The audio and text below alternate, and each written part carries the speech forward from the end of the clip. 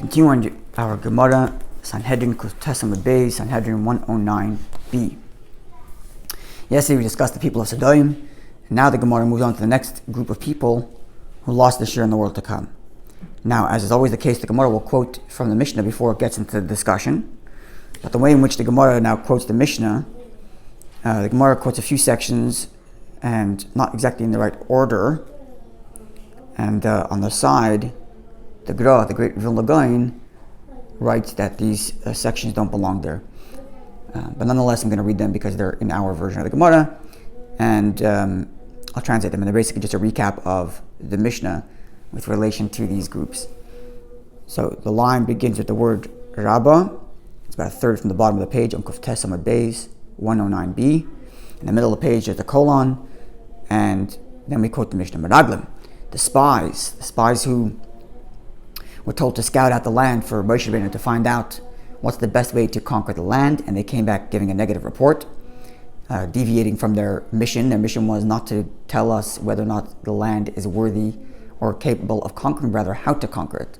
And they came back and gave their own opinion. That was a mistake, and therefore says the Gemara, how they lost their share in the world to come. As the verse reads, and those who gave a bad reputation to the land died, the Magefa in a plague. Says the Gemara, says the Mishnah, Gemara quoting here, they died in this physical world, the Magefa, and the repetition of in a plague, Lalam Haba refers to the world to come. Adas Korach, who we're going to be discussing, the group of people who followed Korach in his rebellion against Moshe Rabbeinu. And briefly, just to recap, the Torah describes it quite at length in a whole parsha dedicated to Korach, and the basic is that Korach led this argument in saying that the hierarchy of Moshe Rabbeinu being the leader and Aharon being the high priest, and then their priests and their Levites, their hierarchy should be dissolved because all the people are holy, and there should be equality, and the hierarchy should not exist. And Korach himself was a Levite, as we shall learn going forward. Before we go forward, I just want to make mention of the Hasidic reading of the mistake of Korach, and perhaps some of the things in the Gemara will become understood in that light. So Chassidus explains that the argument of Korach was, he argued for division. Why would he argue for division? He understood like this. We know the ultimate objective, and the reason why God created this world is that the truth of God be revealed in this world. Namely, the fact that our world is a world of division, with multiple creations, billions and trillions of creations, each with its own unique feature, all of it being brought into being by Hashem. The Messianic revelation is when we will experience the truth that all of this multiple division and creation is truly all from God Himself. Or another way of saying it, the concealment of this physical world is in essence divine as well. That's the ultimate revelation. Whereas Moshe Rabbeinu, a hierarchy represents, well, there are some things that are closer to God, in that there is more revelation of godliness, and some things that are farther from God with less revelation. Moshe Rabbeinu has a higher revelation, Aaron his type of revelation, a Kohen his type of revelation, a Levite his type of revelation. There are division, there are boundaries in which these things are. There's Shabbos and there's weekday. Shabbos is a day when there's divine revelation, and weekday wisdom when there's less divine revelation, even though that too is divine. And of course, the ultimate objective is, as we just noted, to bring godliness not in Shabbos, where it's obvious there is revelation of godliness, but in the weekday.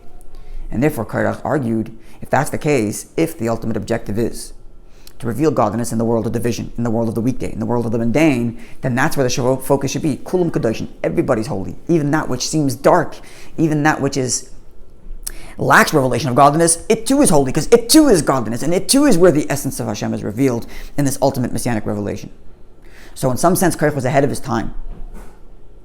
He was pushing for a messianic type thing where godliness is revealed equally everywhere. Now where he failed, explains Chassidus, is that the only way to reveal godliness in a world of division is to appreciate that we don't belong in division. We belong to a world of unity with Hashem. We belong to a world of Shabbos. And when we appreciate we belong to a world of Shabbos, then we can bring godliness to the weekday. Or another way of putting it is, when we appreciate that where do we belong? We belong spending our time with Moshe Rabbeinu with this open revelation of godliness. Only then can we bring godliness into our individual lives of multiplicity and division. So Korach was highlighting the value of revealing godliness in the world of division and separation.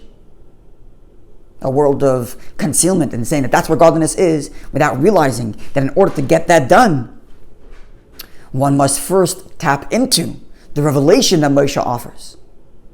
So the hierarchy is extremely important in order for us to reveal godliness in the lower realms. And you can't just skip the process and go straight to the end and say, oh, well, it's all godliness anyway. If it's all godliness anyway, why have a hierarchy? You cannot reveal that truth, that everything is godliness, unless there's a hierarchy. Unless you have a Shabbos, unless you have a Moshe Rabbeinu, where there's higher revelation. And then you can bring that experience into the world of division, into the world of the weekday, into the KORACH'S realm. A number of things in the Gemara that to be understood in this light. So that's kind of an overarching introduction to the Hasidic reading of Korach. And as we go for the Gemara, perhaps we'll see how this all ties in. So let's go to the Gemara itself. Again, first the Gemara quotes the Mishnah. Adas Korach Chelek Haba. The group of Korach lost their share in the world to come. As the verse reads, that the earth covered upon them, that's a reference to this world. But then the verse goes on to say, they were lost from amongst the congregation. So this double expression, means they lost their share in the world to come. This is a recurring theme in the Mishnah, where there's a double expression to describe the people of the flood being destroyed, a double expression for Sodom, a double expression for Korach, a double expression for the Meraglim, and a double expression to tell us that there was a punishment in the physical world as well as in the spiritual, in the world to come. But Rabbi Akiva, these are the words of Rabbi Akiva. Rabbi Lezer says, Alei Makas of Omer. Of them, of the people of Korach, it says, Hashem memis machaya, God puts to death and God revives. Perek Chelek puts them down into the depth, into the bowels of purgatory. Vayalan raises them up. As if to say, even the Korach was put to death and were put into the pit, into the bowels of purgatory, they too shall rise up. So in Rabbi Lezer's view, they did not share in the they did not lose their share in the world to come. Perhaps they need a cleansing, but they don't share in the world to come. And maybe this view is understood based on what we said before, that Korach, perhaps at least, to one degree, he had something right in that he appreciated this messianic idea that revelation and the truth of godliness is in everything, even in the darkness. But of course, he lacked the appreciation for the hierarchy in bringing that revelation in an open and revealed way, and therefore, because there's a kernel of truth in what he's arguing, perhaps that's why Rabbi is of the view that there is some hope, and after cleansing, he can have his share in the world to come. Tanur Rabbanan, our sages taught a Tosefta. As I mentioned before, the Gemara will often quote Mishnaic H texts that have more elaboration than the Mishnah, and here the Gemara brings another view, which is a rather interesting view. So let's see. Adas Korach, the people of Korach in the Chelek Haba do not have a share in the world to come. As the verse reads, the earth covered over them, that's a reference to the world, this world, and the verse which continues and says a double expression, and they were lost from amongst the congregation, that's a reference to Lamhaba, the world to come. This, of course, is Rabbi Akiva, the words of Rabbi Akiva, as we mentioned before.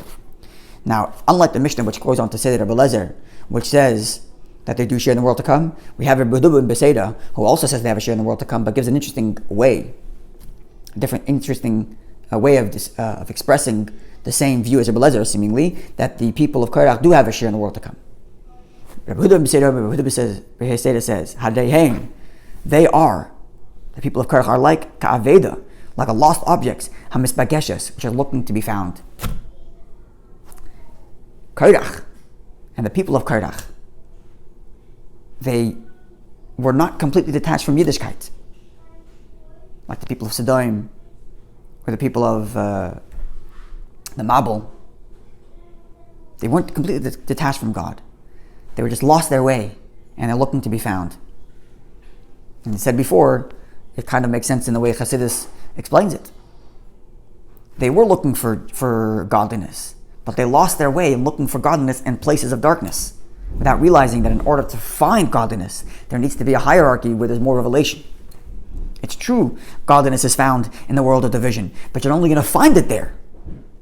You're lost there on your own. Without Moshe Rabbeinu, without the hierarchy of the divine revelation that Moshe Rabbeinu brings, you're not going to find godliness in that place of darkness that you are looking for.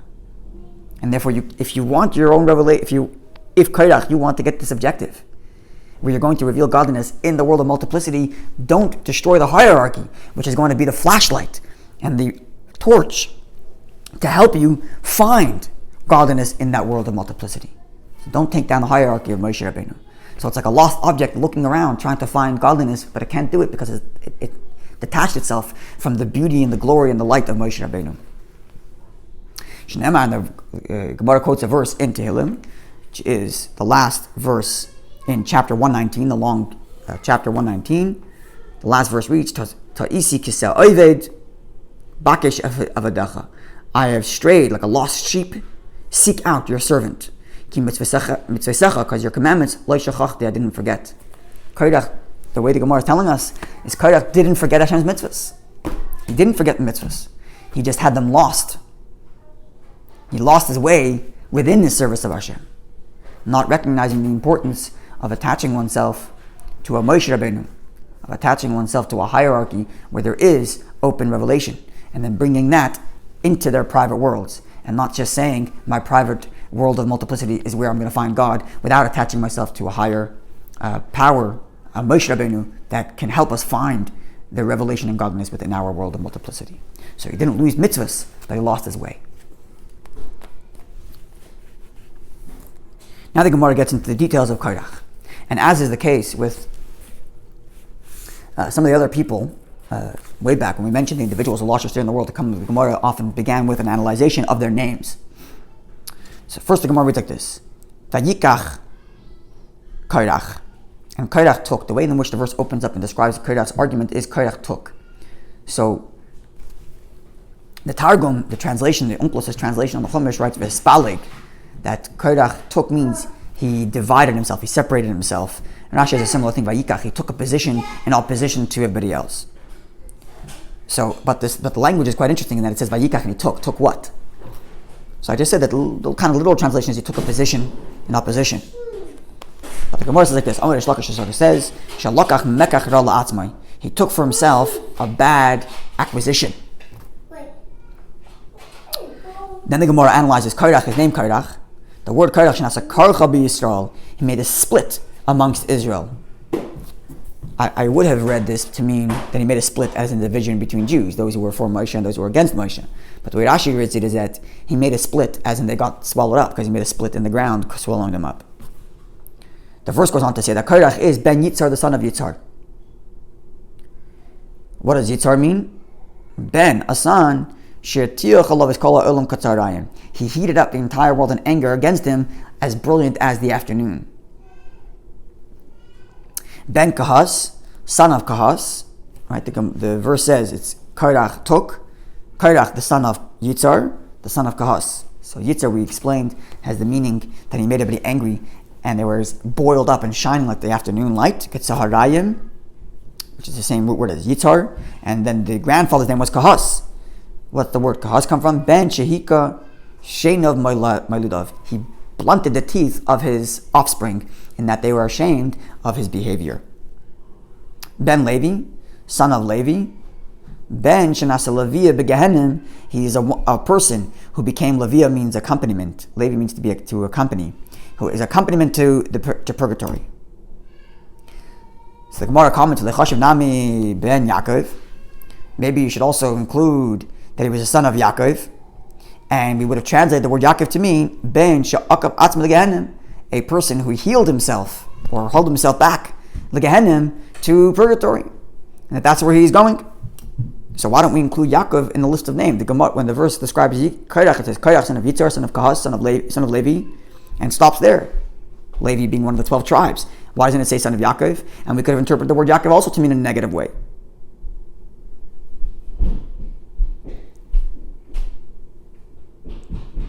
Amar Rav Shmuel, to translate literally, I'll offer some insight here. Amar Rav Shmuel bar Yitzchak, Shmuel bar Yitzchak says, Yaakov bikash rachem malatzmai. Yaakov begged for for a mercy, so that he should not be listed amongst the sinners, Korach. Shenemar, as the verse reads, this is a verse when Yaakov is blessing his children. At the end of his life, he's giving each of them a description of their lives and how he feels about them. And he tells Shimon and Levi that you two are brothers. In their anger, they killed people, referring to when Shimon and Levi killed the whole city of... the name of the city slipped in my mind, but when the city that raped Dinah, their sister, they went and killed the whole city. It's slipping my mind. But the verse there says, it's Genesis 49:6. Besoidam al tovei nafshi, in their schemes, in their secrets, don't bring my soul. The kahalam in the congregation, al techad kvedi, do not join my glory. Don't bring my glory, don't bring my honor into their congregation. It says the Gemara, besoidam al tovei nafshi, when Yaakov says, in their schemes, do not bring me. In their schemes, don't bring my soul. Elam Meraglim, this is referring to the Meraglim, to the spies. And there, when the Torah identifies the spies, it also does not mention the son of Yaakov. When Yaakov says in their congregation, don't join, don't bring my glory, my honor, Zadas Korach, refers to Korach, of whom, again, as we just mentioned, the name of Yaakov is not mentioned in describing Korach's ancestry. So perhaps a deeper reading of this is like this. Each of these names, in that Korach, means a split, karcha. Korach could also mean sharp, clever. Yitzar, which we said he made the whole entire world angry, like Saharayim, like the afternoon. That we mentioned before by the Teva. The same word Sahar, Saharayim, meant brilliant light in the positive sense. Kahas, where kahas is that he banged out the teeth of his children. It's similar to what you tell the wicked son. Where the four sons at the Seder, and when it comes to the wicked son, it says Af ataheka shinov, you should blunt his teeth. And on the simple reading, blunt his teeth is a negative thing. You're blunting his teeth. But I heard some explanations, many explanations, and one of them is blunting his teeth means look past what he says and see deeper into what's in him, and you'll see a deeper inside of him. He means well. His teeth, his speech he's mouthing off. But deeper, blunt his teeth, look past it, and you'll see deeper. And likewise, Levi, which is accompaniment, and it's accompaniment to Gehenna. Accompaniment could also be accompaniment to the best of glory. And therefore, what's really happening here is that all of these names of Korach are the potential for beautiful greatness, but it's perverted in a negative way. But Yaakov is not mentioned. Why? Because there's a part of the neshama that's pure. There's a part of the soul that's uncorrupted. He's lost his way, like we said before from Yehuda ben Beseira. He's like a lost object looking to be found. So there's some part of him that wants to connect in a deep way. There's one part of the neshama that isn't corrupted, notwithstanding that every other layer is corrupted. In fact, we might suggest there are 5 layers here. Korach, Yitzar, it's 2, Kahas, Levi, and Yaakov. We might suggest that these represent the 5 levels of the soul, identified in the Medrash: Nefesh, Ruach, Neshama, Chaya, and Yechida. Yechida, which means the singular, Yechuda leyachtach, which is in one unification with Hashem. So even if all 4 layers of the Neshama are corrupted, the Yechida, the Yaakov, the singular part is uncorrupted. Maybe that's what's happening. Maybe that's what the Gemara means here. Is that Korach, even with his terrible behavior and his rebellion and his highlighting division, divisiveness, but there's a kernel, there's a part of him that's not lost. There's a Yaakov, there's a little part of his neshama, the Yechida, this 5th level, which is still pure in his connection to Hashem. And therefore, my glory is not ruined by the fact, the Yechida is not ruined by the fact that the rest of me has been corrupted. Perhaps a deeper explanation here. The Gemara goes on to say that the verse goes on to tell us that Korach, son of Yitzhak, son of Kas, son of Levi, and he was joined by Dasan, Aviram, Ain, who came from Ruvain. So let's see. The Gemara is going to analyze each of these names. Dasan, the name Dasan, she'avar al das kel, he transgressed the religion of Hashem. Dasan coming from the word das, religion. But again, it could also have the positive. Dedicated to das, dedicated to the religion. Aviram, the next person who joins Korach is known as Aviram. The word Aviram says the Gemara, she'iver atzmai. Rashi adds levavai. He hardened his heart, ma'asai tshuva, from doing teshuvah. Again, hardening one's heart could be in a positive sense. Actually, the verse that Rashi quotes to pack up this idea that Aviram means strength is a pasuk in Yeshaya, Avirei lev, those who are strong of heart in a positive sense. They are bold. So again, the potential for positive has been corrupted. And then the Gemara says, the fourth person mentioned, so there's Korach, Dasan, Aviram, and now the fourth person mentioned is Oin ben Pelas, Oin son of Pelas. Who is Oin? For Oin, says the Gemara, why is he called Oin? Sheisheves ba'aninus. He is sitting alone. Why did he do? Why is he sitting alone? Because notwithstanding the fact that he originally joined Korach, he rescinded. He took back. He left. And therefore he's sitting alone.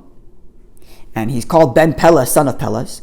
Pelas means Shenasole Ployus, wonders was made to him in that he returned.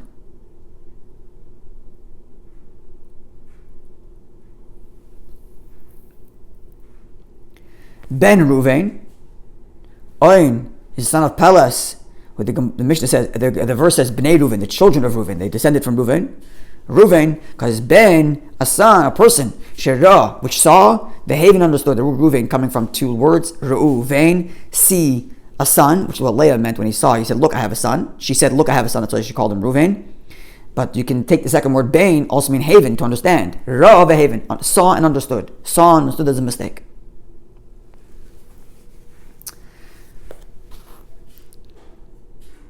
Now the Gemara is going to tell us two amazing stories about the wives of these individuals. First, the wife of Oin, who convinced her, who she saved him from Korach's plot, and then the wife of Korach, who pushed him to go and argue with Moshe Rabbeinu. So let's see. Amar Rav says, Oin ben Pelas, Oin the son of Pelas, who we just described as someone who was sitting alone, and there was this wonder in that he left the group of Korach, notwithstanding that originally he was with them. Says the Gemara, Ishta hitzalta, Hatzilosa, his wife saved him. How so? Amar Le, she told him, what are you going to gain this way or that way? Imar Rabba, if Moshe Rabbeinu wins the argument, An Talmida, you're going to remain his student. V'imar Rabba, and if Korach wins, An Talmida, you're still going to remain a student. What she's telling him is, Korach is supposedly arguing for equality amongst everybody. But what happens if he wins? He's going to become the leader of this equality. So either way, he's going to be, it's not so much that even he's fighting for equality, he's really fighting for him to be the leader of the equality. And thus, Oin's wife told him, whether Moshe Rabbeinu wins, you're a student. Whether Korach wins, you're a student. You're fighting for equality, you're still going to be at the bottom of the chain. So my Avid, Amar Le, Allah, so he told her, you're right, my Avid, what should I do? Havai ba'etza, I was in their council, I was helping them scheme and make this idea. Vishtabi li bahadayu, and I swore to be part of their group. Amar Le, she said to him, Yadain, I know, Takula kanishta kadishta. I know, she says, that the entire congregation is holy, meaning even the people of Korach uphold the laws of modesty. Again, like we said before, they weren't abandoning mitzvahs, they just misunderstood the importance of a hierarchy in which there are places we can go to for greater revelation of Hashem, but not that they completely abandoned Torah and mitzvahs. And therefore she says, the Ksiv is the verse reads, Ki kol ha'edel kol kadoshim. In Korach's argument, he says, look, we're all holy. Right? So Korach's not arguing for lesser standards of Judaism. He's saying everybody's holy.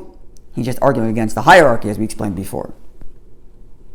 So Amra Le, she said to him, look, if they're all holy and they all appreciate the laws of modesty, Tuv dano matzinalach. Sit, relax, I'm going to save you. Ishte chamra, she gave him wine. And he got drunk. And he fell asleep. Gavoy gavoya, and she put him to sleep on a bed. Oisval bava, she sat at the doorstep of their tent while he's sleeping in the back. And the sotra lamazye, and she exposed her here, behaving immodestly. So called the asa, anybody who walked by, chazia, saw her immodestly. So hadar, and they retreated. Immodest woman, they stood back. In the meantime, Ivlu lahu, the people of Korach were swallowed up. So because she was putting an immodest front, the holier than thou people of Korach stepped back, and therefore he was left out in the final destruction of the group of Korach. Now the Gemara tells us the story in the reverse. That, God willing, we'll leave for Monday. The story in the reverse of Korach's wife and how she schemed to convince him to rebel against Korach. We're going to learn that, God willing, on Monday. And in that story, we'll see quite clearly the connection to the way in which we described Korach's argument in the light of Chassidus. Have a wonderful Shabbos. Have a wonderful day. I hope everybody stays safe and peaceful.